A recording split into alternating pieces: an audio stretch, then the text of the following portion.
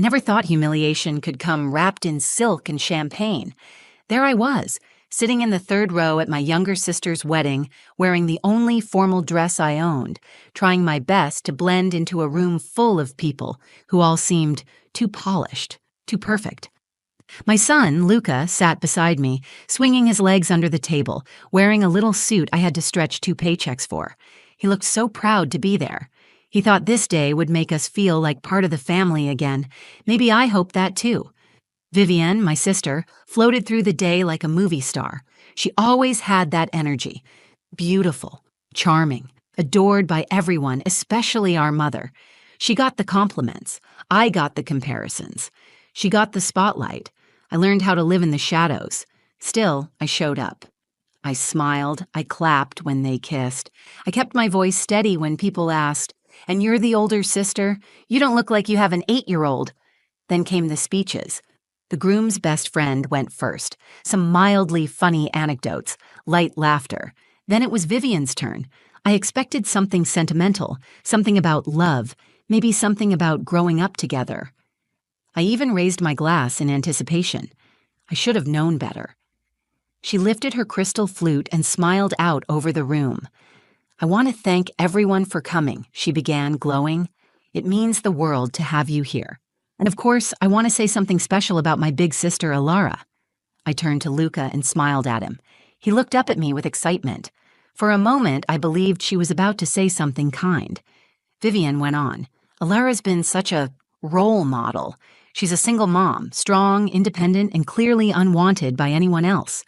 The room erupted into laughter. My stomach flipped. I thought I misheard her, but she kept smiling like it was the most charming joke she'd ever told. Some guests looked confused, but most laughed harder, clinking their glasses like it was all in good fun. I didn't know where to look. My heart pounded in my ears. Luca tugged at my sleeve and whispered, "Why did she say that about you, Mama?" Before I could answer, my mother added loudly from her table, not missing a beat. "She's a used product, but hey, she still looks good for her age." More laughter, sharper this time. It was the kind of laughter that cuts through skin, the kind that lets you know everyone sees you differently now, not as a guest, not as family, as entertainment, as pity, as shame. I couldn't move. I couldn't breathe. My face burned, but I refused to let the tears fall. Not in front of my son. Not in front of them. My fingers curled into my napkin under the table, gripping it like a rope.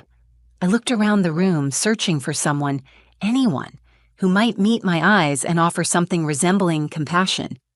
My grandfather looked down at his plate. My cousin smirked at her phone.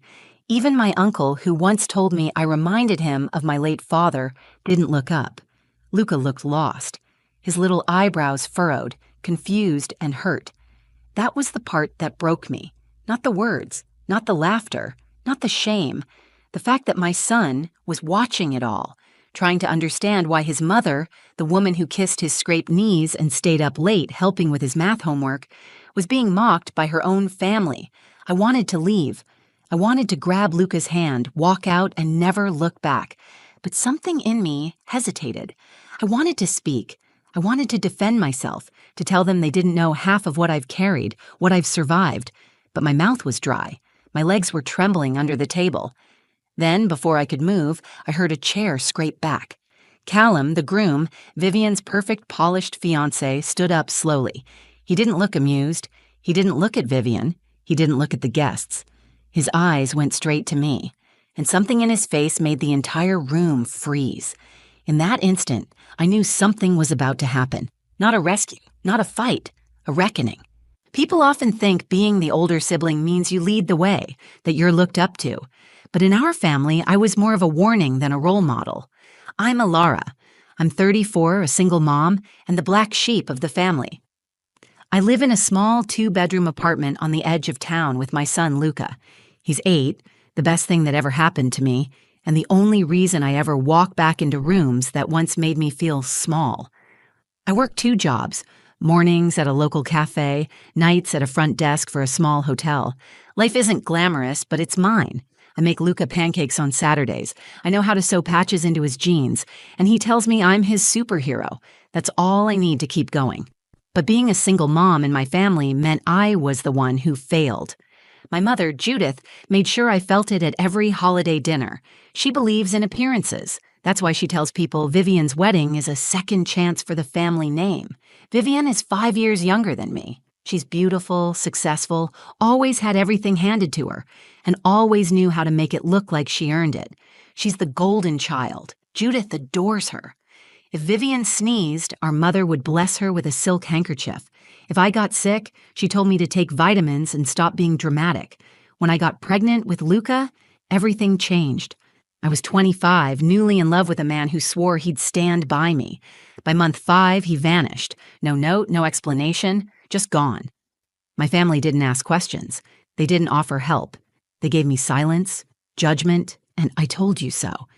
But I had Luca, and when I held him for the first time, every cruel word they ever said became white noise. Still, deep down, I hoped they'd eventually see me, not just as a single mom, but as someone worth loving. Maybe that's why, when I got Vivian's wedding invitation, I said yes, even though I wasn't part of the bridal party, even though my name was spelled wrong on the RSVP card, even though I had to rent my dress and do my own hair in the bathroom mirror while Luca practiced smiling in his little tie. I told myself it was for closure, that maybe, just maybe, this was my family's way of extending a quiet olive branch. The venue was beautiful, white roses everywhere, gold-accented tableware, a string quartet playing in the distance. Vivian looked like she belonged in a bridal magazine. She was all smiles and sparkle, basking in every compliment and camera flash. When she passed me, her smile faltered. "You made it," she said, like she hadn't expected me to. She looked down at Luca and added, "He's getting big." No hug, no warmth, just small talk, then back to the spotlight. Judith didn't acknowledge me at all. She walked past me like I was one of the servers, but Luca was glowing. He thought the chandelier looked like a spaceship. He whispered that Vivian looked like a princess. And when I saw how happy he was just being there, I decided to stay for the reception, even though I could feel that familiar ache of not belonging settle in my chest. I found our table, table 9 near the back by the restrooms. I laughed to myself, fitting. We ate our salads. I helped Luca with his tie when he got chocolate mousse on it. I avoided eye contact with my mother and tried not to listen when I heard my name whispered across clinking glasses. Then the speeches started, and I realized this night wasn't going to be about family unity or forgiveness. It was going to be another stage for Vivian to shine, and I was about to become her punchline. It started the way most wedding speeches do, warm, sugary, just a touch over-rehearsed. Vivian stood up with perfect posture, holding a champagne flute in her freshly manicured hand. Her dress shimmered under the reception lights, and the room instantly hushed in anticipation. She smiled, pausing just long enough for everyone to settle. "I want to thank all of you for being here," she began. "It's the happiest day of my life, and I'm surrounded by the people who mean everything to me." I watched from the back table, trying to convince myself that I was included in that sentence. Luca was perched on the edge of his chair beside me, kicking his legs, completely enchanted by the whole fairy tale of it. Vivian continued, speaking sweetly about her new husband Callum, about love, timing, and fate. I relaxed a little. Maybe, just maybe, this speech wouldn't turn into something cruel. Then she shifted. "And of course," she said with a sly smile, "I want to give a shout-out to my big sister, Alara. You've always been such a strong example." The spotlight moved. I could feel eyes turning toward me. I sat up a little straighter. I smiled politely. Vivian continued, her voice light but pointed. "She's the bravest woman I know. She raised a child on her own. No husband, no partner, just her and, well, whoever was kind enough to babysit." The room chuckled. My stomach tightened. "But seriously," she added, "it's incredible how she's managed. A single mom, unwanted by anyone, but still showing up." Laughter. Real, loud, unfiltered laughter. I felt the breath leave my body. My cheeks flushed hot. My hands froze around the napkin in my lap. I glanced at Luca. He was frowning, confused, glancing around like he was trying to understand why people were laughing at his mom. Then came the worst part. My mother, Judith, laughed louder than anyone. She leaned toward her table mates and added, just loud enough to carry, "She's a used product, but she still polishes up well." Another wave of laughter, the kind that didn't even try to hide its cruelty. My vision blurred for a second. It felt like being slapped, except no one had touched me.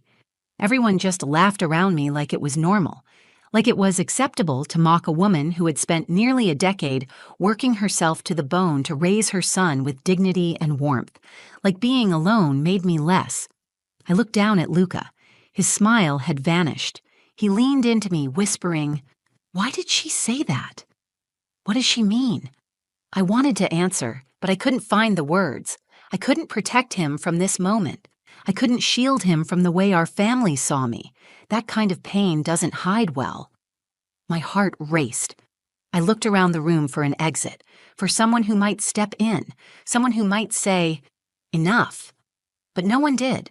Some people looked uncomfortable, but they didn't speak. They just looked at their glasses, their plates, their phones. Even Grandpa Norman, who used to call me his little lion when I was a kid, avoided my gaze. He was there. But in that moment, he wasn't with me. I was alone. Again. The thing is, I could have taken it if it were just me.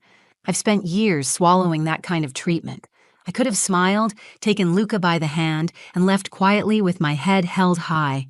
But seeing the confusion in my son's eyes, seeing him trying to understand why the people clapping and toasting were suddenly laughing at his mother, it cracked something open in me. I stood.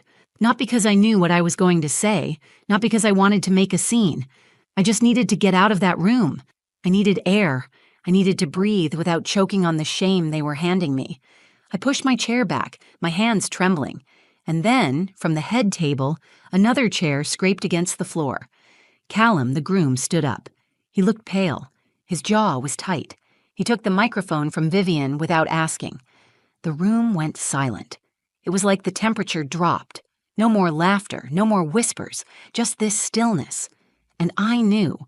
Whatever came next wasn't part of the plan. Callum stood with one hand still resting on the table and the other clutching the microphone. His eyes were locked on me.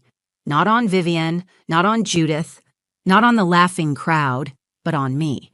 For a second, I thought maybe he'd make another joke, smooth things over, say something charming to diffuse the tension. That's what people usually do in my family, brush it under the rug, pretend it didn't happen, call it humor, call it tradition. But that's not what he did. He didn't smile. He didn't laugh. His face was tight with something I couldn't quite read. Anger, maybe, but deeper. Like disappointment mixed with disbelief. Before he could speak, I pushed my chair in and reached for Luca's hand. I was ready to leave. Quietly. With grace. I wasn't going to give them the satisfaction of seeing me cry or break. I'd done it before. I could do it again. But as I turned to step away, Callum's voice rang out. Low, firm, calm. "Ilara, don't go." That stopped me. Everyone turned toward him. Whispers swept the tables like a breeze through dry leaves. Vivian stiffened. Judith narrowed her eyes. The DJ reached toward the volume controls but stopped when Callum raised a hand. He didn't look at anyone but me. "I can't pretend I'm okay with what just happened," he said. "I won't stand up here and let that kind of cruelty pass as comedy." The room held its breath. Callum stepped out from behind the table and slowly walked forward. He wasn't rushing. Every step seemed deliberate, like he was pushing through the weight of the room. He stopped near our table. Me, Luca, the now cold salad plates, and looked directly at the guests. "I've heard a lot about family over the past year while planning this wedding," he said. "About appearances, tradition, loyalty. But what I just saw wasn't family. That was mockery dressed up as celebration." The crowd shifted uncomfortably. Some people glanced at Judith, others stared at their drinks, but no one spoke. He turned to Vivian. "You mocked your sister for being a single mother, for raising a child without help. You laughed.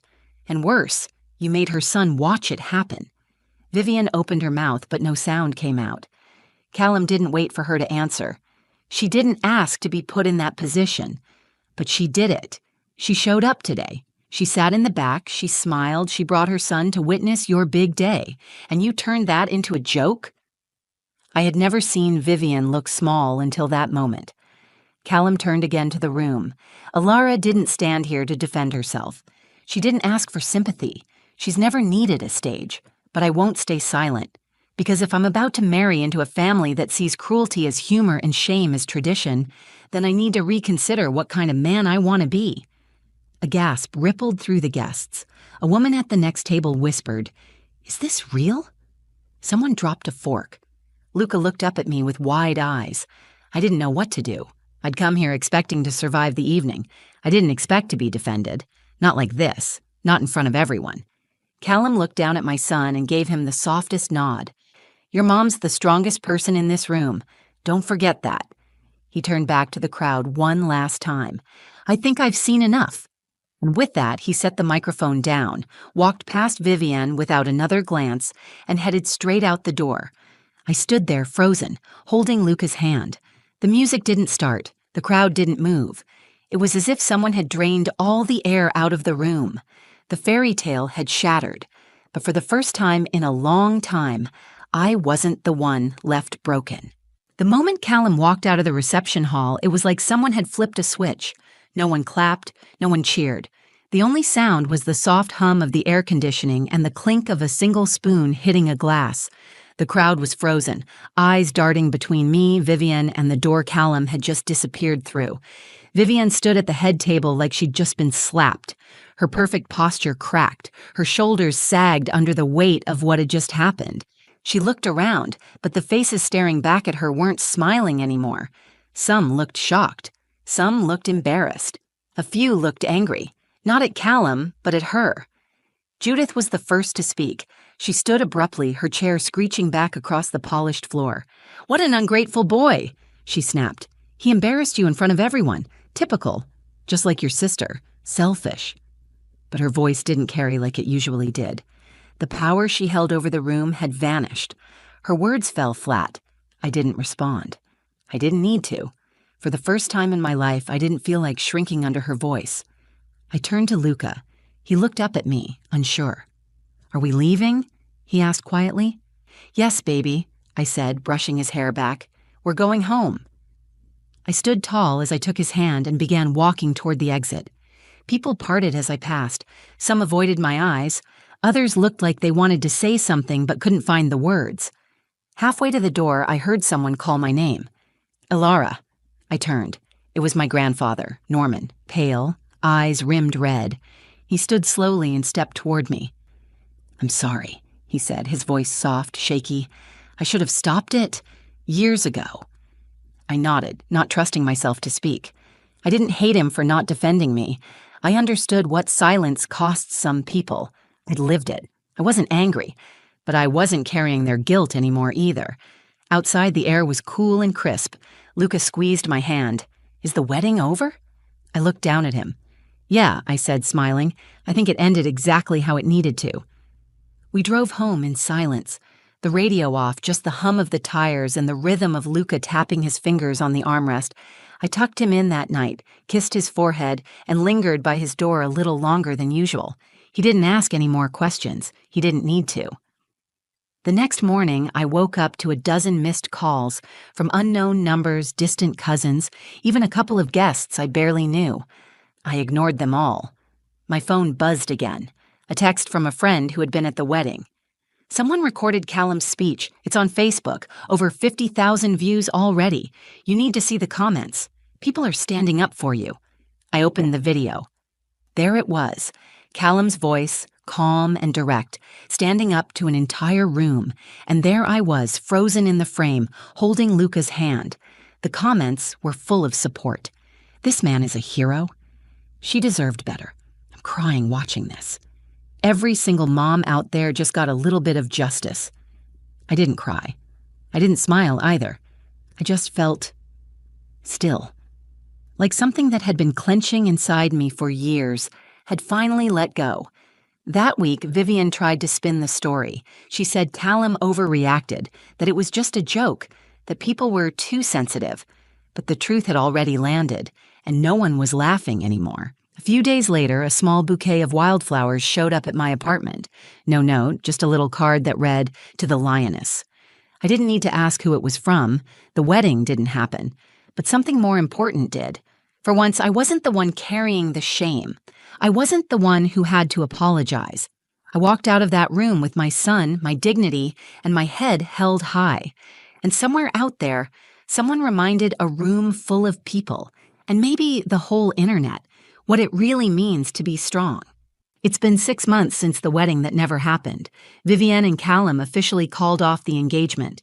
There was no statement, no drama, no follow-up post, just a quiet erasure of what was supposed to be a perfect day. Vivienne returned to her social circle like nothing had happened. The pictures from that night disappeared from her feed. She hasn't reached out to me. I'm not sure I expected her to. Judith called once. Not to apologize, but to say I had embarrassed the family by not laughing along.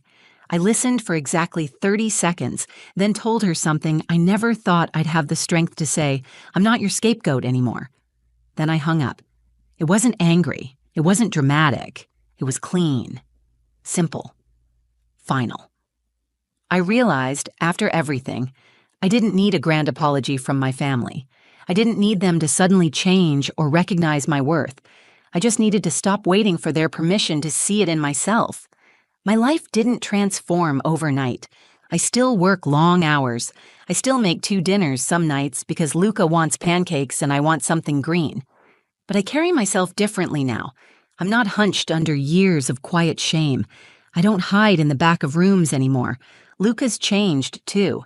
He asks more questions now, smart ones. He wants to know why some people are cruel and why others are brave. He talks about Callum like he's a Marvel hero. Sometimes he pretends to give speeches with his action figures, standing up for the little guy. I watch him, and I know, deep in my bones, that he saw something that night that will shape the kind of man he'll become. Strong, gentle, unafraid to speak when it counts. One night, while we were brushing our teeth, Luca looked up at me in the mirror and asked, "Mom, are you still sad about what Aunt Vivienne said?" I paused, then said, "Not anymore." "Why?" He shrugged, toothpaste on his chin. "Because I think you won, even though it wasn't a fight." That stayed with me, because he was right. I didn't yell. I didn't insult anyone back. I didn't demand justice or cry in public or make a scene.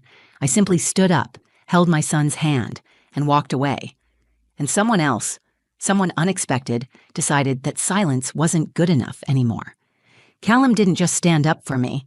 He reminded everyone in that room what love actually looks like. Not the kind that wears a tuxedo or walks down the aisle, the kind that sees someone being hurt and says, "No, not today." If I've learned anything, it's this. Being alone doesn't mean you're unwanted. Being kind doesn't make you weak, and dignity, once reclaimed, is something no one can take from you again. So no, I didn't dance at my sister's wedding. I didn't toast or toss a bouquet or cry happy tears under fairy lights. But I did leave with something better than approval. I left with my head high, my son beside me, and the deep, quiet certainty that I no longer need to explain myself to anyone. That is the ending no one expected, and exactly the one I deserved. If this story moved you, if you've ever been made to feel small or silenced in a room full of people who should have stood by you, know this: your voice matters, your dignity matters, and you are not alone. If you found strength in this story, please take a moment to like this video, share it with someone who needs to hear it, and leave a comment below. I'd love to know, have you ever experienced a moment where someone finally stood up for you, or where you had to stand up for yourself? And if you want more true stories that cut deep, challenge expectations, and remind us what it means to be human, subscribe to the channel and hit that notification bell so you don't miss what's coming next. Thank you for being here. And remember, your story is powerful, even if no one claps when you tell it. I was sitting at the back of the ballroom when the bride raised her champagne glass and said, "I saved him from that broken woman." People laughed. They actually laughed. Some clinked glasses. Others nodded, smiling like she had just delivered the punchline of the night. I could feel my face flush, not from shame, but from the heat of every buried memory rising to the surface. My stomach turned, but I stayed seated. I didn't cry. I didn't flinch. Then, through the glitter and noise, a waitress stepped forward. She moved slowly, like she was walking through water. She reached the center of the room, right by the head table, and without saying a word, she took off her cap, held it in her hand, and looked directly at the bride. "I'm his daughter," she said, "and I have something to say." The laughter stopped. The bride's face dropped, drained of all color. Her mouth stayed open, but no words came out. Just silence. Pure, sharp silence. And that's when everything changed. You ever get that gut feeling that you shouldn't be somewhere? That tight pull in your chest that says, "Turn around"? That was me, sitting in my car outside the Ridgewood Grand Hotel, clutching an ivory invitation with gold trim and shaking hands. It came in the mail a month ago. No return address. Just my name, Amara Lane, written in neat calligraphy I didn't recognize. I almost threw it away. Who sends an ex-fiance's wedding invite to the woman he left behind? At first, I thought it was a mistake. Then I thought maybe it was some weird olive branch or a test. But the truth? Deep down, I knew what it was.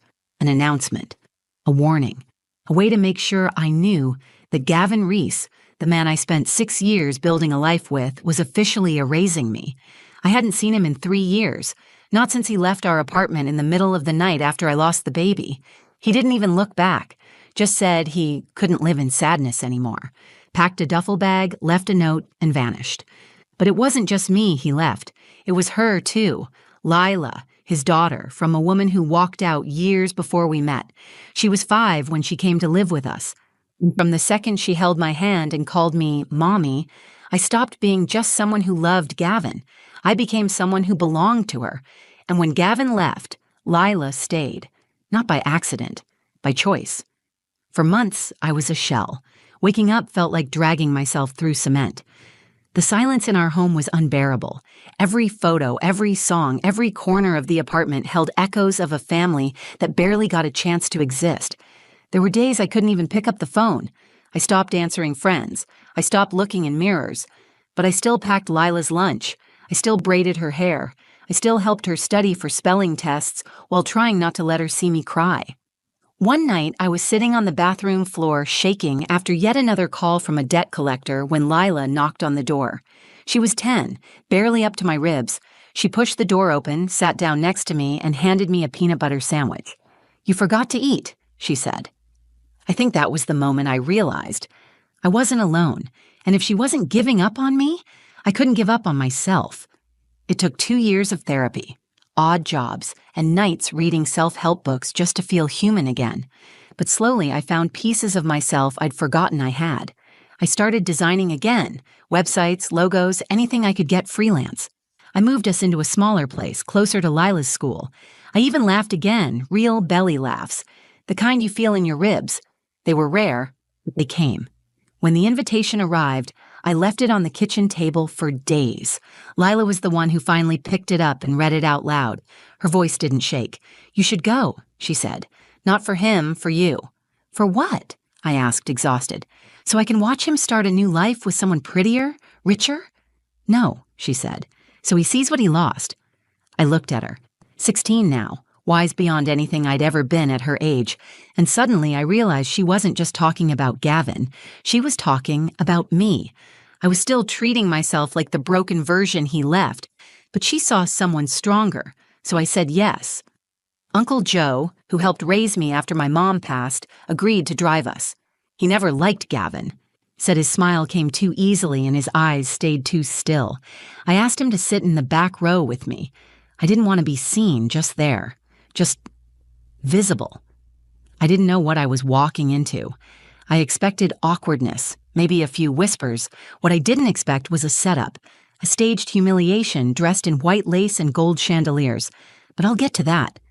Because before the microphone was picked up, before the glasses were raised and the lies poured out like champagne, I stood in that ballroom, looked at the man I used to love, and realized something I hadn't said out loud until that day. He didn't break me. He abandoned the pieces, and I put myself back together without him. The wedding was everything you'd expect from someone desperate to prove their life was perfect. Crystal chandeliers hung like glass teardrops from the vaulted ceiling. The aisle was lined with imported white orchids. Every napkin was monogrammed. Even the string quartet seemed to play with a kind of smug precision. I stood in the doorway longer than I should have, trying to keep my breathing even. Lila had already disappeared into the kitchen to report for her shift. She'd taken a job with the catering service, swearing it had nothing to do with wanting to keep an eye on me. But I knew better. She wasn't just there to serve canapes. She was there to protect me, in the quiet, fierce way she always had. I spotted Uncle Joe near the back, already seated. He gave me a short nod that said, "You're doing fine, even if it feels like hell." I slipped into the seat beside him, folded my hands in my lap, and tried not to look toward the altar, but I saw him, Gavin. He looked almost exactly the same, broad shoulders, that stupid, practiced half smile. He was shaking hands with someone, holding a whiskey in the other. If you didn't know him, you'd think he was warm, magnetic. But I knew the quiet distance behind that smile, the way he used charm like armor. I knew what he looked like the night he left. Shallow eyes and silence, not a single glance backward. Then I saw her, Serena Vale, all white silk and gleaming blonde hair, laughter that was just a little too loud, a little too pointed. She leaned into Gavin like she was posing for a magazine cover. Every movement seemed choreographed to say, "Look at what I have. Look at what she never could be." They exchanged vows in front of a giant floral arch. Gavin's voice didn't waver once. I kept my head down, chewing the inside of my cheek just to stay grounded. The crowd applauded as they kissed. Serena turned toward the guests, beaming like she'd just won something. Then the reception began. Glasses clinked. Waiters flowed like clockwork through the crowd. People laughed, gossiped, admired each other's dresses. I sat quietly, sipping water, forcing myself to stay present. Lila passed by once with a tray of bruschetta. Our eyes met for a brief second. She winked. "You okay?" Uncle Joe whispered. "Still breathing," I said. Then came the toasts. Best man, maid of honor, a cousin, all the usual stories. How Gavin was a great guy, how Serena had turned him into a better man. I almost managed to tune it out until I heard her voice. "I want to say something."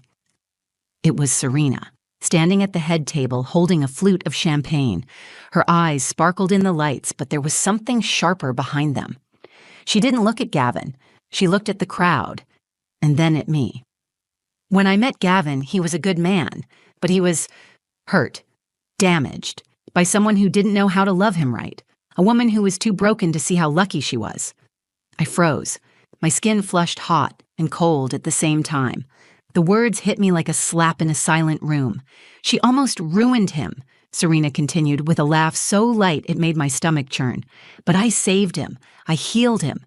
And today, he's finally where he belongs." Laughter followed. Real laughter. People toasted. Glasses clinked. A few even clapped. Uncle Joe muttered something under his breath. I couldn't move. Every part of me screamed to stand up, to speak, to scream even, but I didn't. I just stared at her. This woman who knew nothing about the nights I held Gavin's hand while he cried about losing custody of Lila. Nothing about the mornings I woke up early to write cover letters for his job search. Nothing about the ultrasound photo I buried in the back of my drawer, the one I never got to frame. She didn't save him. She just arrived after he'd already run. And that's when I noticed the movement near the kitchen. One of the waitresses had stopped walking. She was staring directly at Serena, her jaw tight, fists clenched. It was Lila. She stepped forward, shaking but steady, and began to walk, past the tables, past the clinking glasses, straight toward the mic. I watched her shoulders rise and fall. Then she took off her server's cap, held it in her hand, and said in a voice louder than I'd ever heard from her, "I'm his daughter, and I have something to say." The room fell dead silent, and I knew, in that moment, the night was far from over. "I'm his daughter, and I have something to say." Lila's voice cut through the room like glass on polished marble. Every champagne flute froze mid-air. Every conversation stopped mid-sentence. The silence was thick, confused, electric. People turned in their chairs. Some whispered. Serena's smile twitched, her hand still frozen around her glass. Gavin turned slowly in his seat, staring at the girl in the black apron and white button-up shirt who had just unmasked every lie he'd built this night upon. Lila stood beside the dance floor, her cap clutched tightly in her hands. Her curls had fallen loose from her bun. Her chest rose and fell as if each breath had to be pulled from somewhere deeper. "She's not just the woman you're mocking," she said, her voice cracking at the edges. "She's the woman who raised me." Serena blinked, confused. "Wait, what?" "I'm Gavin's daughter," Lila said again. From before he met you, from before he ran away, from before he pretended we didn't exist. The air changed. A few people gasped. I saw one of Gavin's cousins slowly lower his phone, like he wasn't sure if he should keep filming. Lila took a step forward.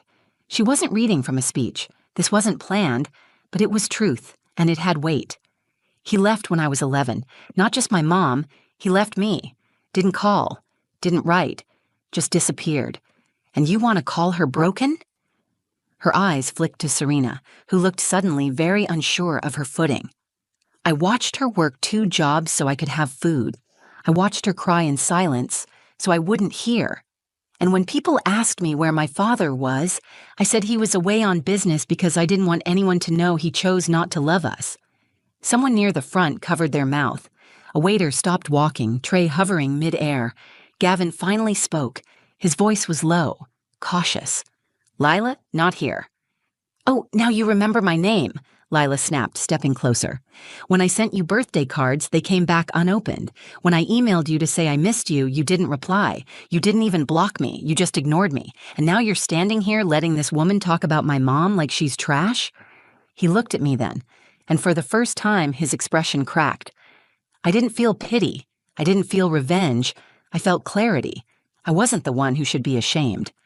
She didn't break you, Lila continued, her voice shaking but rising. You broke yourself, and then you tried to bury us like we didn't exist. Serena looked around, eyes darting for support but found none. She turned back to Gavin. Is this true? He didn't answer. He just stared at his daughter like a stranger had walked in wearing his last chance. Lila walked toward me. Every step she took felt like a thunderclap in my chest. She reached for my hand. I stood, my fingers wrapped around hers, and in that small gesture, something inside me that had been dormant began to stir. Not rage, not bitterness, power. She didn't come here to fight, Lila said, turning back toward the crowd. She came here because I told her to, because I wanted her to see that she doesn't need to hide anymore. Then she looked straight at Serena, calm, steady. She doesn't need to be invited into a room to belong in it, and no one gets to rewrite our story to make themselves look better. The room held its breath. Serena's hand trembled around her champagne flute. This is crazy, she mumbled.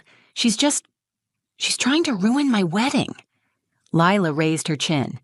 You ruined it the second you built it on lies. Then she turned and walked away, pulling me with her. The crowd slowly parted. Whispers rose like smoke. No one stopped us. No one dared. Behind me, I heard Gavin call out once, Lila. But she didn't even turn. Outside, the air was cool and still. Lila exhaled hard, like she'd been holding in the truth her whole life. She looked up at me, teary-eyed but smiling. I wasn't going to let her humiliate you, she said. Not after everything. You didn't have to do that, I whispered. Yes, she said. I did. You saved me. It was time I returned the favor. And in that moment, I realized the strongest love stories aren't always romantic. Some are built in silence, in healing, in survival. Some are born the moment a child decides to protect the person who never stopped protecting them. We hadn't even made it halfway down the hallway when someone behind us called out, sharp and panicked. Wait! It was Serena. She'd followed us out of the ballroom, dress trailing like a shredded veil of pride behind her. Her perfect curls bounced as she quickened her steps, but she didn't look perfect anymore. Her mascara had begun to smudge. Her hands were shaking. For the first time that night, she looked real and scared. Lila turned around first. I stayed still, unsure what this woman could possibly say that would matter now. You can't just do that, Serena snapped. You can't just hijack my wedding and humiliate us. Us? Lila said, eyebrows raised. I didn't say anything that wasn't true. You could have handled it privately. No, I said, stepping forward. You could have handled it privately, but instead you stood in a room full of strangers and tried to turn me into a villain. Serena blinked. Her eyes darted between us, looking for some foothold she'd lost. I didn't know he had a daughter. I didn't know he... Did you ask? Lila interrupted. Or did you just believe the story that made you feel superior? Serena opened her mouth. Nothing came out. Then Gavin appeared behind her, his jacket unbuttoned, tie hanging loose. His expression was different now, not cold, not composed, just exposed. "Lila," he said, quieter this time, "I never meant for this to happen." She turned to him slowly. "Which part? Me being born? You abandoning me? Or watching someone else raise me while you vanished?" He flinched. "I thought I was protecting you," he mumbled. "You thought disappearing was protection." He looked at me then, the first direct eye contact since we'd arrived. "I was broken, Amara," he said. "You know I was." "I was too," I answered, "but I didn't leave." And there it was. The sentence that changed the air between us. Because no matter how many years had passed, no matter how many ways he tried to reframe it, he knew it was true. He ran. I stayed. "I can't take it back," he said quietly. "No," I said. "You can't." Lila's voice broke the silence again. "You know what I used to tell myself? That you were dead. That maybe something happened to you and that's why you didn't come. Because the truth, that you were alive and just didn't care, was worse." Gavin's mouth opened, then closed again. He looked down at the floor, at his feet, at the trail of choices he'd tried to forget. And then, something happened I didn't expect. Lila stepped forward. She didn't scream. She didn't run. She just looked him in the eye and said, "I forgive you." He looked up, startled. "Not for you," she said. "For me, because carrying your absence has been exhausting. I'm done." He swallowed hard, nodding once, eyes glassy. "You're incredible, you know that." She smiled, soft and sad. "I know. She made me that way."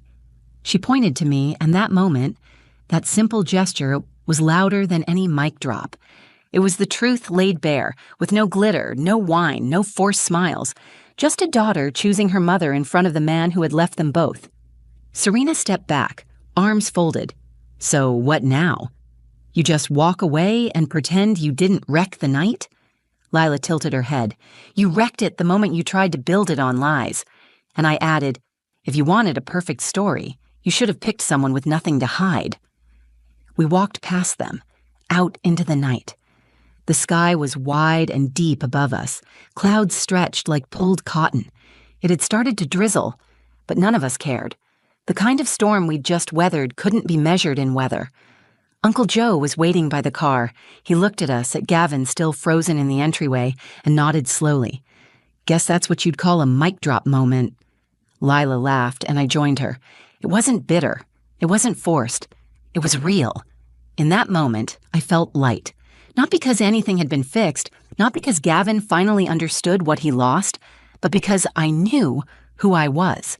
And Lila knew who she was, and now, so did everyone else. The next morning, the headlines started to spread, not in the tabloids or newspapers, but in the way these things move now. Quiet clips on TikTok, grainy wedding footage posted anonymously, short videos titled, "Waitress Shuts Down Bride's Insult with Epic Speech." I didn't watch them. I didn't need to. I had lived it. People messaged me, friends I hadn't heard from in years. Some apologized for losing touch when things fell apart. Others just said, "You were so brave." But the funny thing is, I didn't feel brave. Not really. Not in the spotlight, not when Serena mocked me, and not even when Lila stood up and told the truth. I felt like someone who had finally stopped trying to disappear. Gavin never followed up. No phone call, no apology, no last-ditch effort to explain himself. I think he knew there was nothing left to explain. His story was written in the silence that followed his absence. And we were done reading it. Serena's name popped up in the gossip circles for a week or two, enough to make it clear she'd become the punchline of her own party. I heard from someone at the venue that she left the reception early and never came back for the honeymoon send-off. Apparently, she moved out within the month. Whether they broke up or stayed together, I didn't care, because this story was never really about them. It was about us, me and Lila, and what we became when the people who were supposed to protect us left. After that night, something shifted in our home. It was quiet but powerful. Lila was different, stronger. She walked taller. She didn't apologize for taking up space. I caught her practicing her speech in the mirror one night, not out of vanity, but preparation. She told me she was thinking about starting a podcast. For girls who think they don't have a voice, she said. And me? I started something too. I'd always been afraid to talk publicly about what happened. There's shame in being left. People look at you like you're contagious, like your pain is a warning. But after the wedding, I realized something. I wasn't weak because I broke. I was strong because I rebuilt. So I started writing again. First just notes, then essays. I sent one to a parenting blog. It got published. The comments poured in. Mothers, daughters, women I'd never met, all saying the same thing. Thank you for saying what I couldn't say out loud. That turned into a blog, then a small community group. A few months later, I registered a nonprofit, The Second Thread, a space for women healing from abandonment, divorce, emotional abuse. We host circles, provide counseling, help them write their stories, literally and figuratively. I didn't expect it to become what it did. I just wanted to offer women a space where silence wasn't the only option. But the most powerful part of all of this wasn't the public closure. It was a quiet moment in our kitchen. One night in January, I was washing dishes. Lila sat at the counter, flipping through her notebook, legs swinging off the stool. She looked up at me and said, out of nowhere, I used to wish my real mom had stayed. My hands paused in the sink. But now I get it, she said. Maybe she left because I was supposed to end up with you. I didn't say anything. I couldn't. I just turned around, dried my hands, and pulled her into a hug so tight I think I breathed her in. Sometimes life doesn't give you the story you thought you wanted. Sometimes it tears pages out mid-chapter and leaves you to guess the ending. But sometimes, when you fight, when you love hard, when you stay, you get something better. You get to write a new story. And the best part? You don't need anyone's permission to start. If this story moved you, if it reminded you of your own strength or the power of someone who stood by you when others didn't, take a second and give this video a like. Share it with someone who needs to hear that broken doesn't mean worthless, that walking away doesn't make you strong, staying and healing does. And if you've ever had to rebuild yourself, if you've ever been the one holding the pieces together when someone else dropped them, leave a comment. Tell us your story. You never know who's reading and needs your words. And hey, if you want more true stories that hit deep, that remind you you're not alone, make sure to subscribe to the channel. New stories drop every week, and they're all about resilience, truth, and the messy beauty of being human. Thanks for watching. And remember, you don't need to be invited into someone's fairy tale when you're already writing your own.